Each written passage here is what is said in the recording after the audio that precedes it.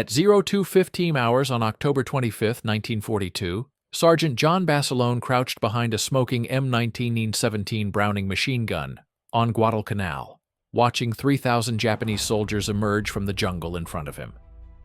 25 years old, 2 machine guns, 15 men. His entire battalion was spread across a 2,500-yard defensive line. Japanese intelligence had identified this exact sector as the weakest point. They were about to throw 3 full regiments at Basilone's position.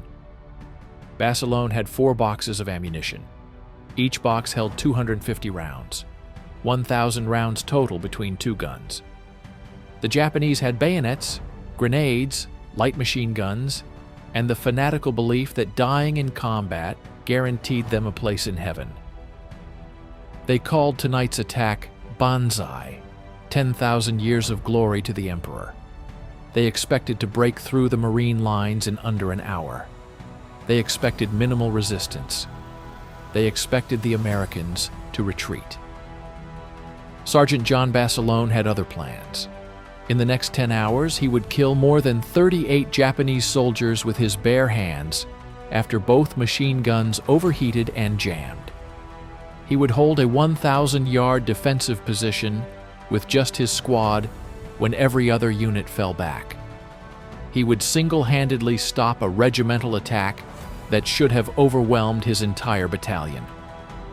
The Japanese would call him the Demon Machine Gunner. They would put a bounty on his head worth 10,000 yen, more than they offered for any other American in the Pacific. And when the sun rose on October 26th, the bodies of 972 Japanese soldiers would be stacked in front of his position. This is the true story of Manila John Basilone, the only enlisted Marine in World War II to receive both the Medal of Honor and the Navy Cross, the man who refused a commission and a safe stateside posting because he wanted to get back into the fight. September 18, 1940, Buffalo, New York. John Basilone walked into the Marine Corps recruiting station and re-enlisted. The recruiter looked at his paperwork, looked at the section showing 3 years of prior service in the Army. "You already did your time. Why come back?" "I miss it." The recruiter looked at him carefully. "What did you miss? The food? The pay? The discipline?" Basilone thought for a moment. In the Army, he had found something he never had in civilian life: brotherhood, purpose, a clear understanding of his role. In the Philippines, every man knew his job. Every man relied on the others. When you were part of a unit, you were never alone. He had tried to explain this to his family when he got out in 1937. They did not understand. His father wanted him to work construction in New Jersey. Good money, safe work, build a future. But Basilone could not adjust. Civilian life felt empty. No mission, no camaraderie, just work, paycheck, sleep, repeat. He lasted 3 years. Then he walked into that recruiting station. Basilone had served in the Philippines with the Army from 1934 to 1937. He had been a boxer, welterweight champion of the Manila garrison. The soldiers called him Manila John, and the nickname stuck. He had gotten out in 37, worked construction jobs in New Jersey, tried civilian life. It did not fit. He needed structure. He needed purpose. He needed to be back in uniform. The Marines accepted him. Private John Basilone reported to Marine Corps Base New River, North Carolina on July 3, 1940. His drill instructors immediately noticed 2 things. First, Basilone could fight, boxing champion, street fighter, the kind of man who stayed calm when fists started flying. Second, he understood machine guns. The M1917 Browning water-cooled machine gun was the Marines' primary crew-served weapon. 41 pounds. Rate of fire, 450 rounds per minute. Effective range, 1,500 yards. Most Marines treated machine guns as support weapons. You fired them from fixed positions, You laid down suppressing fire. You let riflemen do the close quarters work. Basilone treated the M1917 like a precision instrument. He could field strip it blindfolded, reassemble it in under 90 seconds, clear jams by feel in pitch darkness. His company commander, Captain Charles Swede Larson, watched Basilone train. "You ever think about machine gun school?" "Yes, sir." "You're going." Basilone completed machine gun school in January 1941, top of his class. The instructors noted something unusual in his training reports. Most students learned machine gun operation mechanically. They memorized steps. They followed procedures. Basilone understood the weapon instinctively. He could feel when a gun was about to jam. He could hear when the rate of fire changed slightly, indicating a headspace issue. He treated the M1917 like it was an extension of his own body. He received orders to D Company, 1st Battalion, 7th Marines. Machine gun section leader. The 7th Marines were a storied regiment. They had fought in France during World War I. They had served in Nicaragua and Cuba.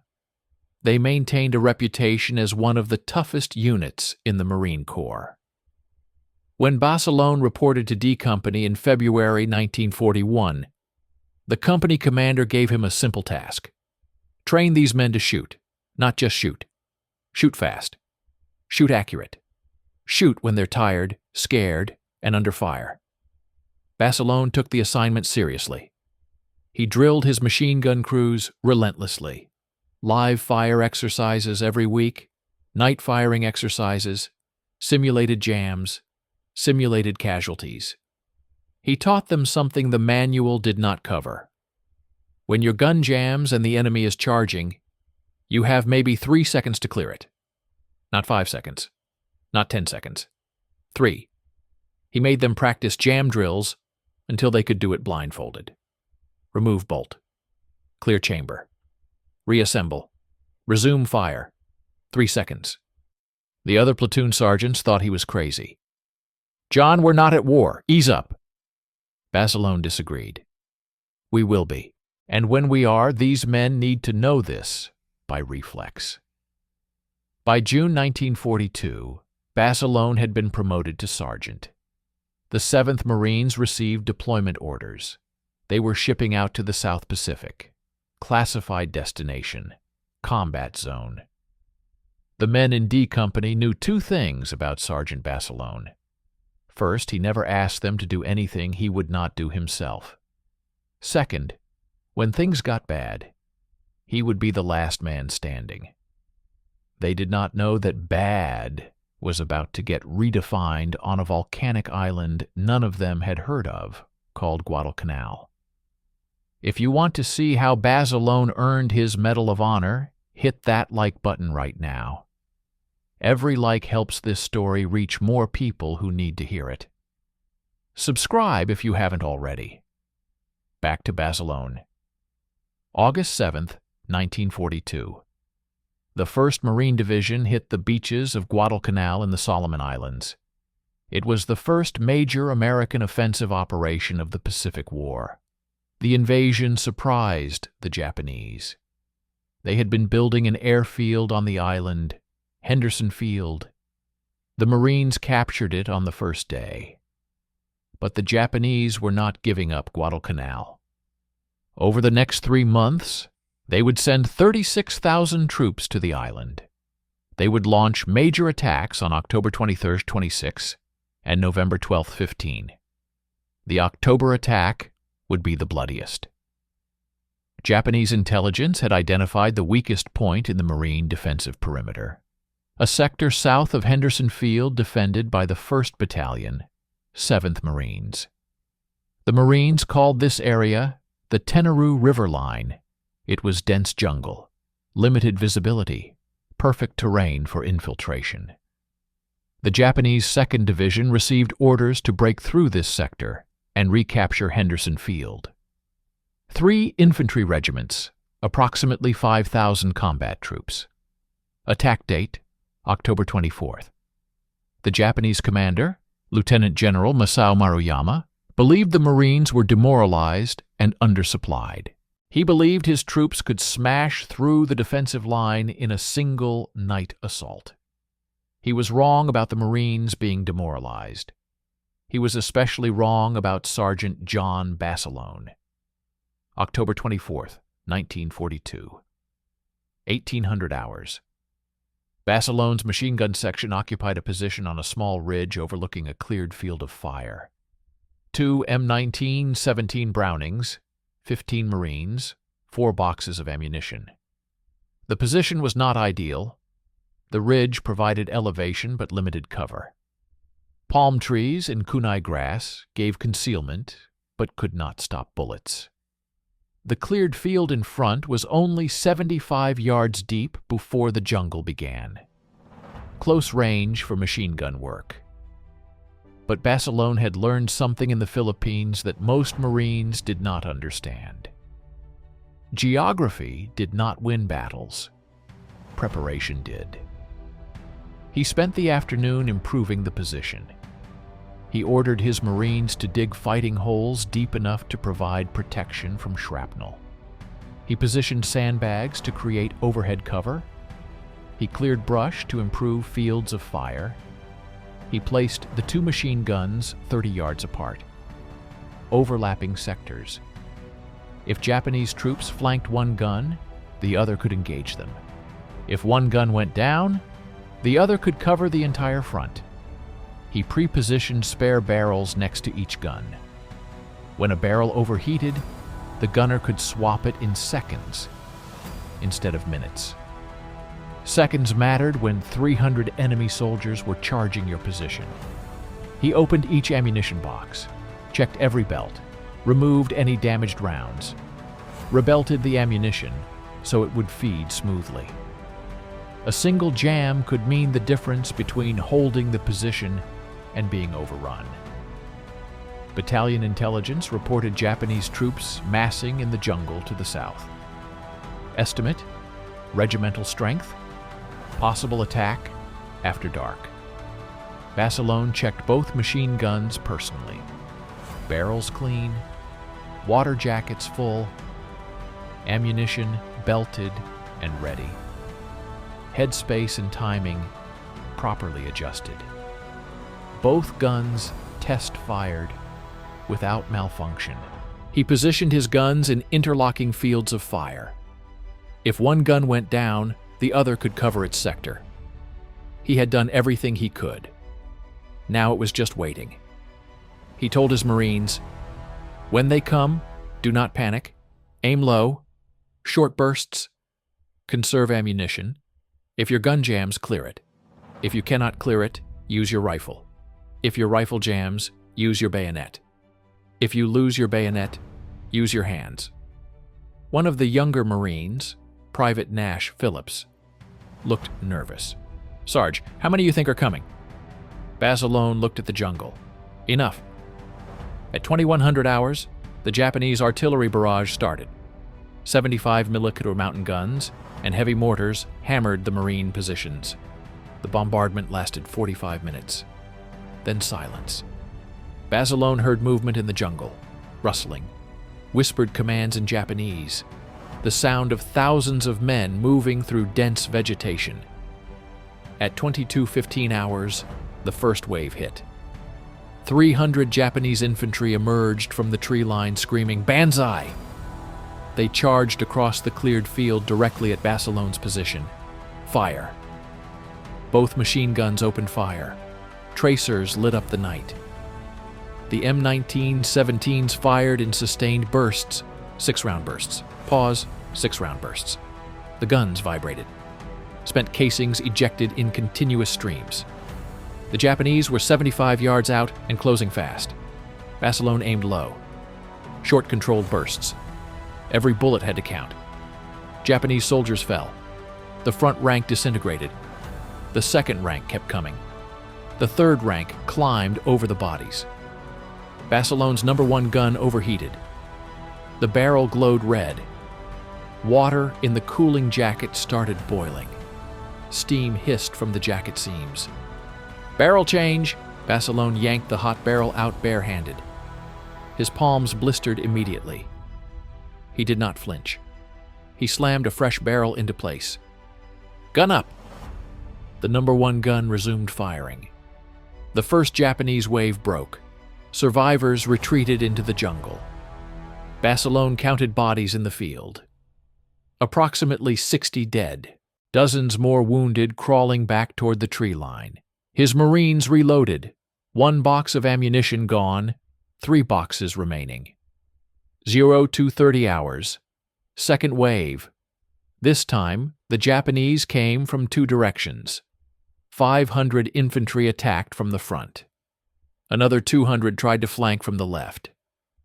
Basilone shifted the number 2 gun to cover the flank. "Keep firing. Do not let them get close." The number 2 gunner, Corporal Lawrence, fired into the flanking force. Japanese soldiers fell 50 yards from the Marine position. The number 1 gun engaged the frontal attack. Basilone fed ammunition belts into the gun while Private Phillips fired. Belt after belt. Continuous fire. The barrel glowed white-hot. The gun jammed. Basilone grabbed the bolt, yanked it back. A spent casing was wedged in the chamber. He pried it out with his K-bar knife. Slammed the bolt forward. "Gun up!" Phillips resumed firing. The second wave broke. Basilone counted again. Approximately 120 dead. 2 boxes of ammunition remaining. 03:45 hours. Third wave. The Japanese changed tactics. Instead of massed frontal assaults, they sent small teams with satchel charges and grenades. Infiltration tactics. Get close to the machine guns. Destroy them with explosives. Basilone saw movement 30 yards to his front. Japanese soldiers crawling through the grass. He grabbed his M1 Garand rifle, aimed, fired. 1 Japanese soldier down. Another appeared. Basilone fired again. A grenade landed 5 feet from the number 1 gun. Basilone grabbed it and threw it back. It exploded in midair over the field. Shrapnel hit 3 Japanese soldiers. More grenades. More infiltrators. The Marines fought with rifles and bayonets in addition to the machine guns. A Japanese soldier broke through the perimeter. He charged Basilone with a bayonet. Basilone sidestepped. Swung his rifle like a club. The stock connected with the Japanese soldier's head. Skull cracked. The soldier dropped. Another Japanese soldier attacked from the left. Basilone grabbed his K-bar, stabbed. The blade went into the soldier's chest. Basilone twisted and yanked the knife out. The Japanese soldier collapsed. The number 2 gun ran out of ammunition. Corporal Lawrence looked at Basilone. "Sarge, we're dry. Use your rifles." The number 1 gun continued firing. 1 box of ammunition remaining. Approximately 250 rounds. 0445 hours. Fourth wave, the largest attack yet. The Japanese threw everything they had at Basilone's position. 800 infantry. Frontal assault. No tactics. Just mass and momentum. They believed the Marines were out of ammunition. They believed the machine guns were destroyed. They believed one final push would break through.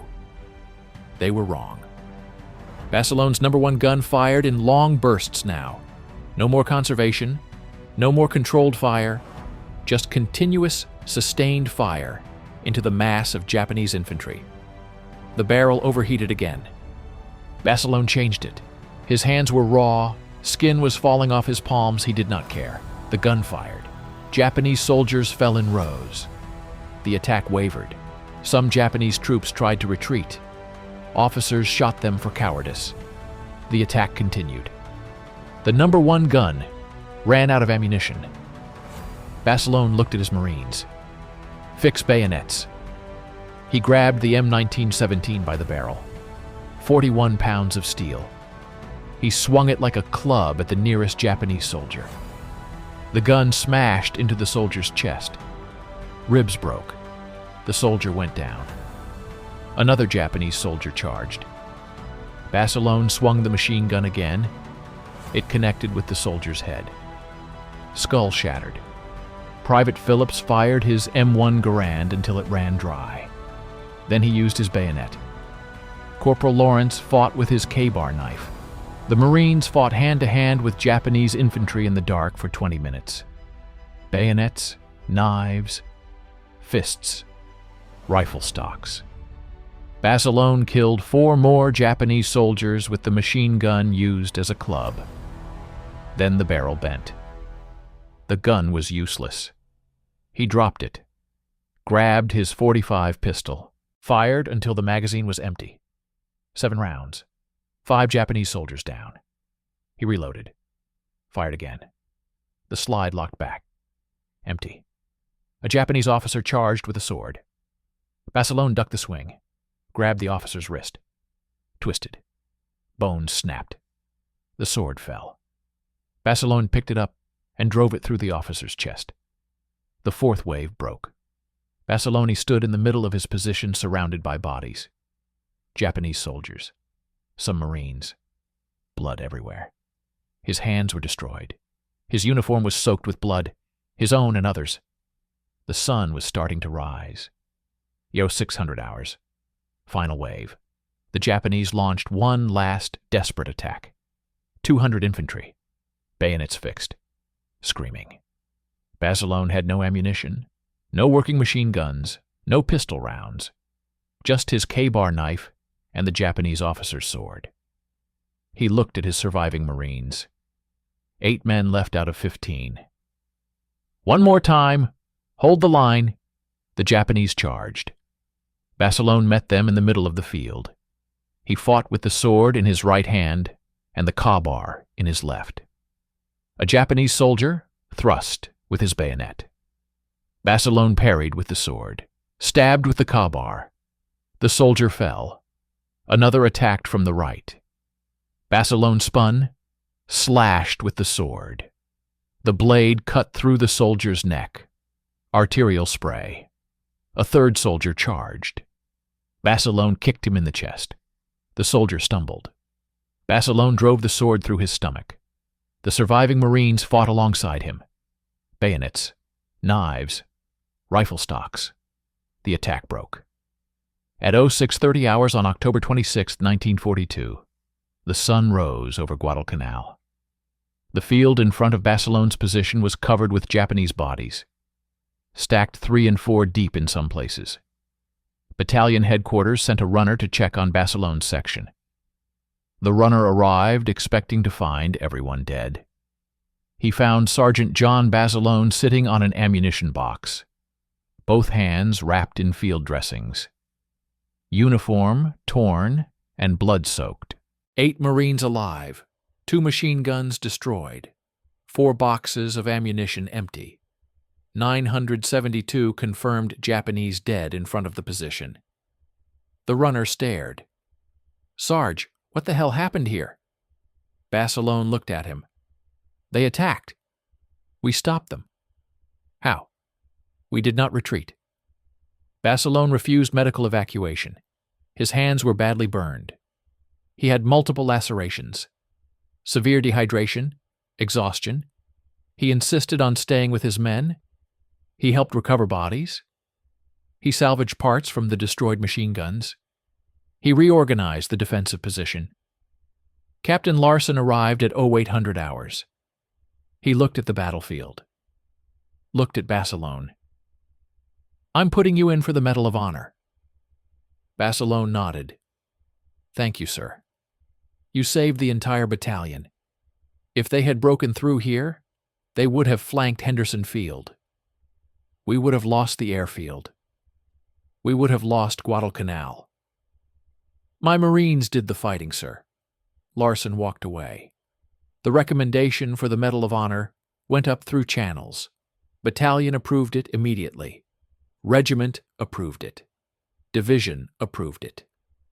By November 15th, the paperwork reached Admiral William Halsey's desk. Halsey read the citation. He approved it the same day. On May 21st, 1943, Sergeant John Basilone stood at attention in Brisbane, Australia. Major General Alexander Vandegrift, Commandant of the Marine Corps, placed the Medal of Honor around his neck. Vandegrift read the citation aloud. For extraordinary heroism and conspicuous gallantry in action against enemy Japanese forces, above and beyond the call of duty, while serving with the 1st Battalion, 7th Marines, 1st Marine Division in the Lunga area, Guadalcanal, Solomon Islands, on October 24th and 25, 1942. The general paused, continued. While the enemy was hammering at the Marines' defensive positions, Sergeant Basilone, in charge of 2 sections of heavy machine guns, fought valiantly to check the savage and determined assault. In a fierce frontal attack with the Japanese blasting his guns with grenades and mortar fire, one of Sergeant Basilone's sections, with its gun crews, was put out of action, leaving only 2 men able to carry on.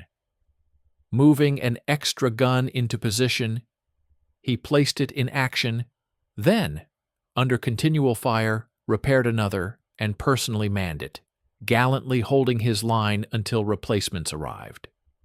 The medal ceremony lasted 10 minutes. Photographers took pictures. Reporters asked questions. Basilone gave one-word answers. Yes. No, thank you. The Marine Corps sent him back to the United States. War bond tour, public appearances, recruiting drives. The brass wanted to use him to boost morale and sell bonds. Basilone hated every minute. Camp Pendleton, California, September 1943. Basilone requested a transfer back to combat duty. The Marine Corps denied it. He was too valuable for propaganda, too recognizable. The only enlisted Marine Medal of Honor recipient from Guadalcanal. They offered him a commission. Lieutenant Basilone, stateside posting, training new Marines, safe job, good pay. Basilone refused. I'm a sergeant. I belong with my Marines. They offered him a gunnery sergeant promotion, stateside only, no combat. Basilone refused again. Send me back to the Pacific. The argument went on for months. Basilone kept requesting combat duty. The Marine Corps kept denying it. Finally, in December 1943, the Marine Corps relented. Sergeant John Basilone received orders to the 5th Marine Division. Combat duty, Pacific Theater. He reported to Camp Pendleton. Machine Gun Platoon Sergeant. C Company, 1st Battalion, 27th Marines. The men in C Company had heard the stories.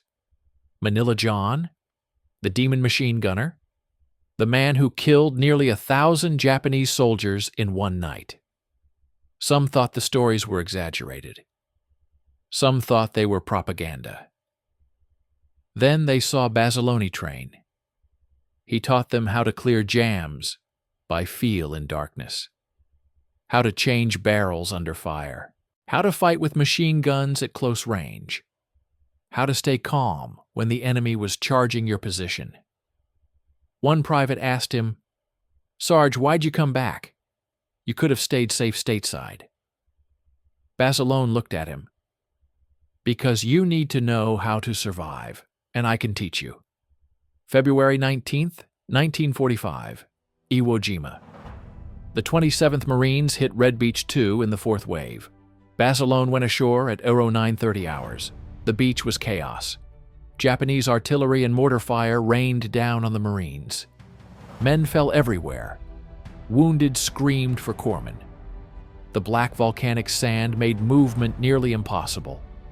Basilone's platoon was pinned down 200 yards from the beach. Japanese machine guns and artillery had them trapped. They could not advance. They could not retreat. Basilone grabbed a demolition team. "Follow me!" He led them through the fire. They reached the first Japanese bunker. Basilone placed a satchel charge, blew the bunker, moved to the next one. He destroyed 5 bunkers in 20 minutes, opened a path for C Company to advance inland. Then a Japanese mortar shell landed 3 feet from where he was standing. Sergeant John Basilone died instantly. He was 28 years old. The Marines buried him on Iwo Jima. Later, they moved his body to Arlington National Cemetery. His grave is in Section 12, Site 384. On June 27, 1945, the Marine Corps awarded him the Navy Cross posthumously for his actions on Iwo Jima. He became the only enlisted Marine in World War II to receive both the Medal of Honor and the Navy Cross. His hometown of Raritan, New Jersey, named a parade route after him. Every year they hold the Basilone Parade in his honor. The Marines named a building at Camp Pendleton after him, Basilone Road. Every Marine who trains there learns his story. But the real legacy is not the buildings or the parades. The real legacy is doctrinal. After Guadalcanal, the Marine Corps studied Basilone's defensive tactics. They analyzed his positioning, his ammunition management, his barrel change procedures under fire, his decision to fight hand-to-hand rather than retreat when ammunition ran out. They incorporated his methods into machine gun training manuals. The techniques Basilone developed through instinct and experience became standard operating procedure for every Marine machine gunner who came after him. The Basilone method emphasized three principles. First, preparation. Position your guns for interlocking fire. Pre-position spare barrels and ammunition. Dig proper fighting positions. Create obstacles in your field of fire. Second, fire discipline. Sustained bursts, not continuous fire. Conserve ammunition. Every burst must hit. If you run out of ammunition, you lose. Third, refusal to retreat. If you are given a position to hold, you hold it, no matter what. Even if you run out of ammunition, even if you are surrounded, you hold. These principles are still taught at Marine Corps machine gun schools today. 80 years after Guadalcanal, Basilone's legacy lives in every Marine who fires an M240 or M2 Browning. In 2005, HBO produced a miniseries called The Pacific. Sergeant Basilone's story was one of the central narratives. Actor John Seda portrayed him. A new generation learned about Manila John. The series showed Basilone's struggle with being pulled off the line for war bond tours. It showed his romance with fellow Marine Lena Ricky, whom he married in July 1944. It showed his insistence on returning to combat, despite having earned the right to stay stateside. Critics praised the series for its authenticity. Veterans who had known Basilone said the portrayal was accurate. The man on screen matched the man they remembered. Quiet, competent, absolutely unwilling to quit. The M1917 machine gun he used at Guadalcanal is preserved at the National Museum of the Marine Corps in Quantico, Virginia. The weapon that killed nearly 1,000 enemy soldiers in one night. The weapon that stopped a regiment. Japanese veterans who survived Guadalcanal were interviewed in the 1990s. They remembered Basilone's position. They called it the place where demons lived. One Japanese soldier said his unit lost 300 men attacking that single position. We thought it was defended by 100 Marines. It was 15. John Basilone proved that courage is not the absence of fear. It is fighting despite the fear. It is holding your position when everyone else retreats. It is standing your ground when 3,000 enemy soldiers are charging at you in the dark. All you need is a machine gun, some ammunition, and the absolute refusal to quit. If this story moved you, hit that like button right now. Every single like tells YouTube to show this story to more people. Hit subscribe and turn on notifications. We are bringing forgotten heroes out of the archives every single day. Stories about Marines who held impossible positions. Real people, real courage. Drop a comment and tell us where you're watching from. United States, United Kingdom, Canada, Australia? Our community is global. You are not just watching. You are keeping these memories alive. Tell us your location. Tell us if someone in your family served. Just let us know you are here. Thank you for watching, and thank you for making sure John Basilone does not disappear into history. These men earned their place in memory, and you are helping preserve it.